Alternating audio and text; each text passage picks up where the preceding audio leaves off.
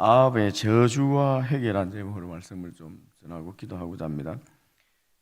우리는 큰 승리를 한 후에 이 긴장을 늦추는 경향이 있습니다. 긴장을 늦추면 반드시 위기가 찾아옵니다. 신앙인도 마찬가지입니다.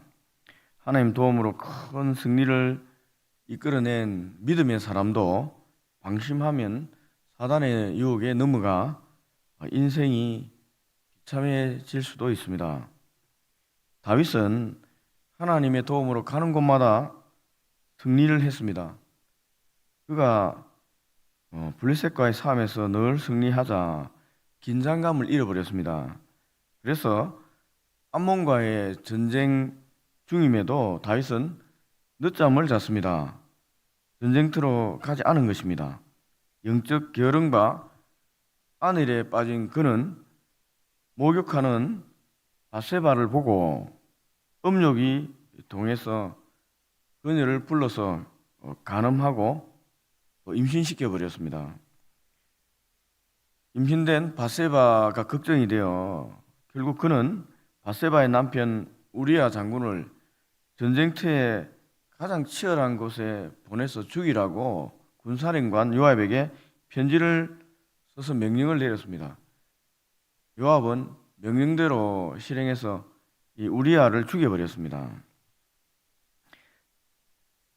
그리고는 더 뻔뻔스럽게 남편 이런 불쌍한 여자 바세바를 도와준다는 명분으로 이 바세바를 자기 아내로 취했습니다. 작은 게으름이 커져서 간음이 되었고, 이 간음이 또 살인이 되었고, 또 남의 아내를 취하는 파렴치한 짓으로 이어져 버렸습니다. 위대한 신앙의 영웅 다윗이 승리에 자만하다가 넘어져서 인생이 너무 어렵게 변한 순간입니다. 그리고 이 본문의 북이스라엘 왕 아합도 바로 앞장을 보면은 하나님의 도움으로 아람과 싸워 큰 승리를 거두었습니다. 그리고 우쭐한 나머지 또 큰 실수를 했습니다. 아람이 여호와 하나님은 산의 신이다. 평지에서 싸우면 우리가 이긴다. 라고 큰 소리치며 하나님을 모독했습니다. 모욕했습니다. 하나님께서 그들의 말을 듣고 하나님께서 이 아람과의 전쟁에 직접 간섭하셨습니다. 하나님께서 이 전쟁에 참전한 것입니다. 그럼 하나님이 전쟁에 간섭하는 때, 하나님이 전쟁에 참전할 때 이 전쟁은 거룩한 전쟁이 됩니다. 하나님이 전쟁이기 때문에 거룩한 것입니다. 북이스라엘의 군대가 두 번째 침공한 아람 군대 10만 명을 하루 만에 다 죽여버렸습니다. 여러분, 아람 군대가 첫 번째 전쟁에서 패했기 때문에 이 두 번째에서는 복수를 하겠다고 얼마나 준비를 많이 했겠습니까? 철저히 준비하고 또 이 군사들도 엄청나게 모아왔습니다. 북이스라엘의 적은 수의 군사를 어떻게 하루 만에 10만 명을 몰살시켜 버릴 수가 있단 말입니까? 하나님이 도와주셨기 때문에 가능한 것입니다. 아람이 하나님을 모욕한 죗값을 치른 것입니다. 그렇다면 여러분, 하나님을 모독한 아람의 왕 베나닷을 이스라엘은 어떻게 처리해야 되겠습니까? 이스라엘에서는 하나님을 모독하면 돌로 쳐 죽였습니다. 당연히 베나닷을 돌로 쳐 죽여야 마땅하지 않겠습니까? 그런데 아합 왕은 하나님께 묻지도 않았고 마치 자신의 능력으로 이 아람과의 전쟁에서 승리한 것이냐 의기양양해서 베나닷을 자기 형제라고 칭하면서 이 포로에서 풀어주었습니다. 살려주었습니다. 같이 잡은 군대도 다 돌려보내주었습니다. 형제가 패자에게 아량을 베풀어 줌으로써 자기가 큰 자가 된 것인 양 생색을 낸 것입니다. 하나님 뜻의 정면으로 반하는 행동을 했습니다. 하나님께서 이 전쟁에 참전한 것은, 간섭하신 것은 이 아람의 이 베나닥과 이 모든 귀족들이 하나님을 모독했기 때문에 그렇습니다. 하나님은 선지자를 보내서 이 베나닷을 풀어준 아합에게 경고를 했습니다. 또 심판을 경고했습니다. 이 베나닷 대신에 아합의 생명을 내어 주어야 할 것이고, 이 풀어준 아람군 대신에 이스라엘 백성들이 생명을 내어 놓아야 할 것이다 라고 그의 잘못을 지적하고 선포한 것입니다. 징계를 선포한 것입니다. 큰 승리를 거둔 바로 그 다음 날에 이렇게 벌어진 일입니다. 여러분, 이게 아합은 큰 승리를 했는데 하나님께서 심판과 저주를 경고하자 마음이 굉장히 상했습니다. 화가 난 거예요. 그래서 사마리아에 있는 자기 궁전으로 돌아갔습니다. 아합은 다윗이 나단 선지자의 경고를 듣고 회개했듯이 궁에 돌아가서 자기 잘못을 회개했을까요, 여러분? 그래서 다윗이 하나님께 용서를 받았듯이 아합도 하나님께 용서를 받았을까요, 여러분? 그랬으면 좋을 것 같은데, 오늘 본문 있는 20장 바로 다음 장에 오늘 읽은 본문에 보면은 하나님으로부터 아합은 엄청난 저주와 심판의 경고를 받고 있습니다. 성경에서 가장 비참한 경고를 받고 있어요. 19절입니다. 19절 보십시오. 하나님이 아합에게 말씀하신 것입니다. 네가 죽이고 또 빼앗았느냐 하셨다 하고, 또 그에게 이르기를 여호와의 말씀이 개들이 나봇의 피를 핥은 곳에서 개들이 네 피를 곧 내 몸의 피도 핥으리라 하셨다. 여러분, 이 네가 죽어서 그 시체를 개들이 핥아 먹을 것이다 이렇게 경고했습니다. 그뿐만 아닙니다. 21절에서 24절 한번 들어보십시오. 여호와의 말씀이 내가 재앙을 네게 내려 너를 쓸어버리되 내게 속한 남자는 이스라엘 가운데 매인자나 노인자를 다 멸할 것이요 또 내 집 느밧의 아들 여로보암 집처럼 되게 하고 아히야의 아들 바아사 집처럼 되게 하리니 이는 내가 나를 노하게 하고 이스라엘이 범죄하게 한 까닭이라 하셨고, 이세벨에 대하여도 여호와께서 말씀하여 이르시되 개들이 이스라엘 성읍 곁에서 이세벨을 먹을지라. 아합에게 속한 자로서 성읍에서 죽은 자는 개들이 먹고 들에서 죽은 자는 공중의 새가 먹으리라 하셨느니라. 가문을 멸절시켜 버리겠다고 경고하신 것입니다. 이 바하사를 경우를 언급하셨는데, 바하사의 경우는 여러분, 이 바하사의 친구들도 다 죽여버렸습니다. 이 아합과 속한 모든 남자들은 다 죽이겠다는 거예요. 가문을 멸절시키고 아합과 친한 사람들도 다 죽여버리겠다는 거예요. 이 죽이고 개들이 성읍에서 죽은 자는 개들이 핥고 들에서 죽은 자는 독수리가 먹을 것이다. 새들이 먹을 것이다. 이 경고한 것입니다. 얼마나 하나님이 화가 나셨으면 이렇게 경고하실까요, 여러분? 도대체 아합이 어떤 짓을 했기에 하나님이 이처럼 분노하고 심판을 경고하실까요? 하나님 앞에 어렵게 산 이 나봇이란 사람을 이들이 거짓말로 고소해서 죽여버렸기 때문에 그렇습니다. 이 나봇은 이 아합이 사는 왕궁 근처 좋은 포도원을 가지고 있던 사람이었습니다. 아합이 왕궁에서 이 나봇의 포도원을 자꾸 쳐다보니까 탐이 났습니다. 그래서 이 나봇에게 찾아가서 자기가 돈을 후하게 쳐줄 테니까 팔으라고 했습니다. 안 그러면은 자기 있는 좋은 포도원과 바꾸자라고 요구했습니다. 그런데 이 나봇이 이 아합 왕의 요구를 거절한 거예요. 거절한 이유는 하나님께서 조상들로부터 대대로 주신 이 땅을 사고 팔 수 없습니다. 하고 팔지 말라고 했기 때문에 나는 팔 수가 없습니다 하고 거절한 거예요. 이 나봇이 거절한 이유가 적힌 성경 본문 구절이 레위기 25장 23절입니다. 하나님의 법입니다. 토지를 영구히 팔지 말 것은 토지는 다 내 것임이니라. 너희는 거류민이요 동거하는 자로서 나와 함께 있느니라. 하나님 말씀입니다. 토지를 사고 팔 수 없다. 토지는 다 내 거야. 하나님 거야. 너희들은 잠시 있다가 떠나야 가는 거류민에 지나지 않아. 나그네야. 그러니까 내 땅에서 잠시 머물다가 가는데 너희들이 어떻게 내 땅을 사업할 수 있느냐? 팔지 마라. 이것은 하나님 내 땅이에요. 사업할 수 없다는 거예요.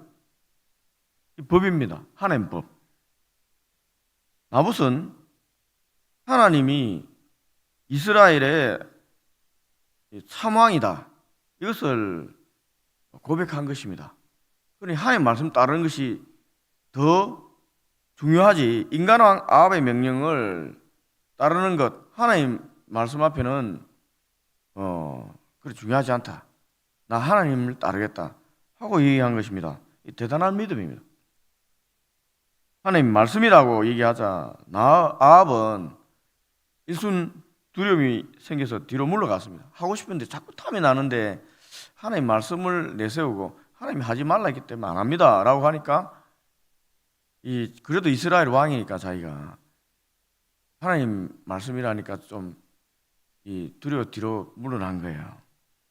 그런데 집에 왕궁에 돌아와서 끙끙 앓고 있자 아합의 아내 시돈의 공주 이스벨이 물어보았습니다. 그리고 나봇이 포도원 팔지 않아서 자기가 이렇게 마음이 상했다고 하자 이스벨이 아니 왕이면서 포도원 하나 자기 마음대로 취하지 못하면서 어떻게 왕이라고 할 수 있습니까? 라고 핀잔을 주었습니다. 그리고 나봇의 포도원을 자기가 빼앗아 줄 테니까 걱정하지 말라고 말하면서 편지를 하나 적었습니다. 그리고 편지에 아합 왕의 도장을 찍었습니다. 아합 왕 이름으로 편지를 적고 도장을 찍은 것입니다. 그리고 나봇이 사는 마을의 장로와 귀족들에게 이 편지를 보냈습니다. 그 편지의 내용은 마을에 금식을 선포하고 백성들을 모아서 나봇을 높은 자리에 앉히라는 것입니다. 그리고 불량한 사람 두 사람을 시켜서 나봇이 하나님을 모독하고 왕 아합을 저주했다고 이 거짓 증거하게 하라는 것입니다. 여러분 하나님을 모독하면 어떻게 해야 됩니까? 돌로 쳐 죽이는 거예요. 두 명이서 증거한다는 것은 법에 의하면은 두 명이 증거하는 것은 법적 효력이 있습니다. 이스라엘에서. 그러니까 불량자 두 명이 증거했고 하나님을 모독했다 하니까 바로 돌로 쳐 죽여버린 거예요. 그리고 돌로 쳐 죽이라고 한 거예요. 장로와 귀족들은 왕이 명령했으니까 왕이 도장 찍었으니까 그런갑다 하고 그대로 시행해서 나봇을 돌로 쳐 죽여버렸습니다. 이세벨이 꾀를 냈습니다. 그렇지만 그 편지를 적은 사람은 아합의 이름이 적혀 있고 이 자기가 적었다는 증거로서 아합의 도장이 찍혀 있습니다. 인장이 찍혀 있습니다. 결국 아합이 죽인 것입니다. 아내를 잘 얻어야 되는 게 여기 있습니다. 신앙하는 믿음 좋은 아내를 얻어야 될 필요가 있습니다. 네. 그래서 배우자 기도할 때 기도를 많이 해야 됩니다. 특히 남자 청년들은 좋은 믿음의 여자를 얻도록 기도를 많이 해야 되는 이유가 여기에 있습니다. 아합은 하나님을 좀 의식하는 왕인데도 아내 이세벨을 이기지 못하는 거예요. 그들이 시킨 대로 그냥 하는 거예요.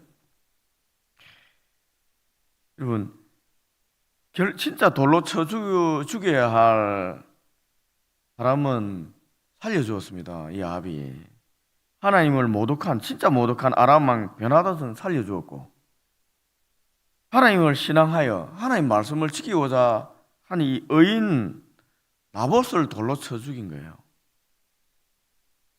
그럼 세상이 악이 득세하면 벌어지는 일들입니다. 선과 악이 모호해지는 거예요. 막 세상이 악이 득세하면은 선하고 악한 것들이 보여져 있는 거예요. 판단이 안 됩니다. 아까 이세벨이 인민재판을 열은 거예요.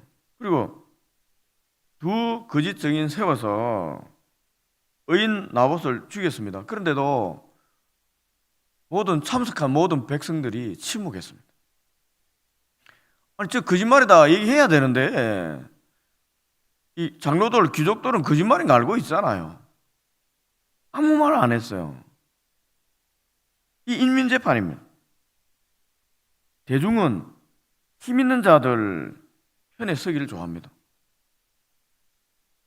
분명히 거짓말인 것 아는데도 많은 숫자가 그렇다 하면은 거짓말인 거 알면서도 그 많은 숫자 편에 들어가서 똑같이 얘기합니다. 이게 대중입니다. 이게 무리에 들어. 이 심리적으로 다 증거된 겁니다. 한국 정치를 보면은, 지금 현재 정치를 보면은, 이 정치판에서는 선악의 판단 기준 이 정의인지 이데올로기적인 진영 논리인지에 따라서 왔다 갔다 하는 거죠. 이 정의보다는 이 진영 논리에 대해서 내 편, 네 편으로 나뉘어지고, 자기 편이면 나쁜 짓을 해도 선하다고 판단합니다. 다른 편이면, 다른 진영이면은 옳아도 잘못됐다고 얘기합니다. 법원도 여러분, 최후의 보루인 정의의 최후의 보루잖아요. 법원도 우리나라 지금 현재 법원 형태를 보면은 힘의 논리에 따라서 판단하고 있는 것 같습니다. 정확하게 보여줍니다. 여러분, 힘 있는 자, 많이 가진 자는 유리하게 판단을 받습니다. 교회도 여러분, 정치 문제, 사회 문제에 대해서는 침묵합니다. 교회가 정의를 판단해야 되는 최후의 보루 중의 보루가 교회가 아니겠습니까? 그런데 아무 말 안 해요. 침묵하는 거예요. 정의가 사라진 사회는 불법이 판을 치게 됩니다. 하나님은 정의로운 분입니다. 아까 이세벨의 악을 보고 분노했습니다. 아무도 말하지 않잖아요. 그러니까 하나님 직접 나선 겁니다. 아합에 속한 모든 남자 죽여버리고 대를 끊어버리고 시체는 개들이 먹게 하겠다고 하나님께서 분노해서 선포하신 거예요. 엘리야를 통해서. 아무도 얘기 안 하니까 하나님 나선 겁니다. 여러분, 사단은 아합이 왜 이렇게 넘어졌냐면은, 사단은 우리의 내면의 욕심을 잘 알고 있습니다. 우리 내면의 연약한 지점.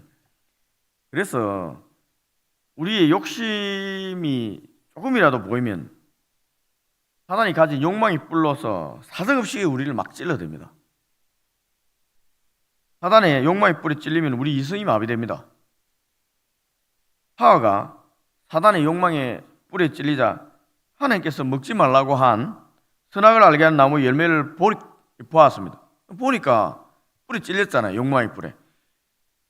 그냥 열매 하나, 나무 열매인데 갑자기 쳐다보니까, 욕심의 뿔에 찔려 쳐다보니까 보암직도 하고 먹음직도 하고 하나님처럼 되게 할 지혜가 있는 정도로 이렇게 탐스럽기도 하고 이렇게 보인 거예요. 감정이 막 동한 것입니다. 그러면 이상한 열기가 막 올라옵니다. 욕심이 막 취해갖고 감정이 너무 이상한 열기가 막 올라오면, 욕심이 취하면 막 계속 열기가 올라오는, 자꾸 갖고 싶습니다. 취하고 싶고 생각나고 먹고 싶고 하나님처럼 되고 싶고, 그리고 상상 속에 이미 하나님처럼 됐습니다. 먹어갖고. 그러니까 막 어깨가 막 어색해집니다. 하나님 되면 이렇죠. 내가 하나님 된 것처럼 생각이 됩니다. 결국 하와는 손을 뻗어서 선악과를 따먹었습니다. 아합도 나봇의 포도원보다 더 훌륭하고 더 기름지고 더 큰 포도원을 많이 소유하고 있었습니다. 왕이잖아요. 그런데 자신의 왕궁 앞에 있는 이 나봇의 포도원을 자꾸 보니까 보암직도 하고 탐스럽게도 보이는 게 자꾸 가지고 싶은 거예요.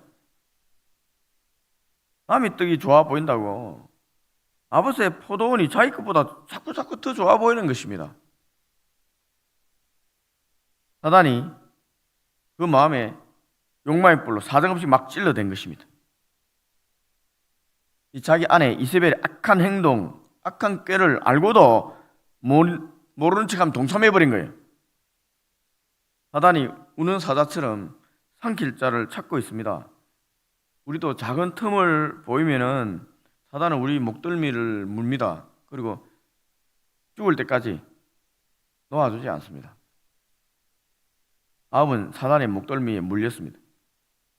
그래서 하나님께 심판을 받아 꼼짝없이 죽게 됐습니다. 그런데 성경 읽어보면 제가 모든 성경을만 읽어봐도 이 구절이 참 정말 생각지도 못한 너무도 어처구니 없는 장면을 보게 됩니다. 27절입니다. 27절. 아합이 이 모든 말씀을 들을 때에, 하나님께서 심판하겠다는 말을 들을 때에 그의 옷을 찢고 굵은 배로 몸을 동이고 금식하고 굵은 배에 누우며 또 풀이 죽어 다니더라. 너무 어처구니 없는 장면이고 상상도 못한 장면이 벌어졌습니다. 옷을 찢고 배옷을 입고 금식한다는 것은 회개했다는 것을 상징하는 말입니다. 회개. 풀이 죽었다는 것은 슬픈 표정으로 힘없이 걸어 다녔다는 거예요. 하나님 막 너 죽인다. 너 이렇게 악한 짓을 하니까 너 신바바 죽이겠다니까 그 말 듣고 이 회개하는 모습을 보이고 풀이 죽어서 천천히 걸어 다니고 하나님, 저는 이 구절 읽을 때 너무 가식적인 모습처럼 보입니다. 너무 가식적이지 않습니까? 마치 어린아이가 나쁜 짓 해서 아버지한테 벌을 받을까 두려워서 삭삭 빌면서 살려달라고 하는 그때 그 장면을 모면하기 위한 그런 회개하는 장면 같습니다. 그러면 아버지가 못 이기는 척을 하면서 용서해 주잖아요. 근데 하나님도 이런 가식적인 모습의 회개하는 이 아합의 회개도 인정해 주시고 긍휼을 베풀어 주셨습니다. 29절이에요. 아합이 내 앞에서 겸비함을 내가 보느냐? 그가 내 앞에서 겸비함으로 내가 재앙을 저희 시대에는 내리지 아니하고 그 아들의 시대에야 그의 집에 재앙을 내리라. 하나님께서 이제 이 회개하는 이 모습을 어느 정도 받아준 것 같아요. 그냥 저는 이 구절 읽으면서 하나님의 긍휼하심, 하나님 사랑하심, 인자하심 상상할 수가 없습니다. 앞처럼 악한 왕도 회개하는 척해서 천천히 걷는 그 모습만 보여도 우리 하나님은 은혜를 베풀어 주셨습니다. 하나님 사랑의 넓이를 또 깊이를 이해할 수가 없습니다. 그러나 이 구절을 통해서 제가 하나 깨닫게 되는 건 있습니다. 왜 우리 주변의 악인이 하나님께 바로 심판받지 않고 그렇게 잘 먹고 잘 사느냐? 그것을 오늘 본문을 통해서 좀 이해하게 됩니다. 여러분, 왜 저 악한 사람이 바로 심판 안 받습니까? 하나님 인자와 긍휼 때문에 그렇습니다. 그들에게도 회개할 기회를 주고자 하나님께 길이 참고 있는 것입니다. 그리고 사실 우리도 아닌 척하지만 아합과 같은 마음의 욕심이 있습니다. 아합같이 죄를 범하고 죄책에 시달리고 겁이 나면 하나님께 그때만 모면하려고 살려달라고 회개의 기도한 적 있지 않습니까? 그런 우리를 하나님께서는 예수님의 십자가의 보혈의 피를 보시고 우리 죄가 여전히 있지만 죄가 없는 것처럼 그냥 여겨주시고 간과하시고 우리 받아주셔서 지금 이 자리에 앉아 있는 것입니다. 오직 주님의 십자가의 은혜로 우리가 제사함 받고 용서받은 겁니다. 우리가 공로가 아닙니다. 우리 그냥 오직 은혜입니다. 새벽 기도에 오신 여러분, 우리도 한번 십자가 앞에 나가서 죄를 회개하는 시간 가지면 좋겠습니다. 회개하면 성령을 부어주시고 하나님께서 우리에게 새로운 마음을 주시고 우리 마음과 생각을 지켜주십니다. 그러면은 우리가 욕망을 이길 수가 있습니다. 욕망을 이기면 어떻게 됩니까? 세상에서 참된 자유를 맛보게 되는 겁니다. 새벽마다 이렇게 이기는 거예요. 그래야 우리가 매일같이 승리할 수 있습니다. 일주일에 한 번 들으면은 그 일주일간 버틸 힘이 없습니다. 매일매일 기도하고 하는 게 맞습니다. 오늘 우리도 아침에 회개하고 오늘 하루 이길 힘을 달라고 기도하면 좋겠습니다. 기도하겠습니다.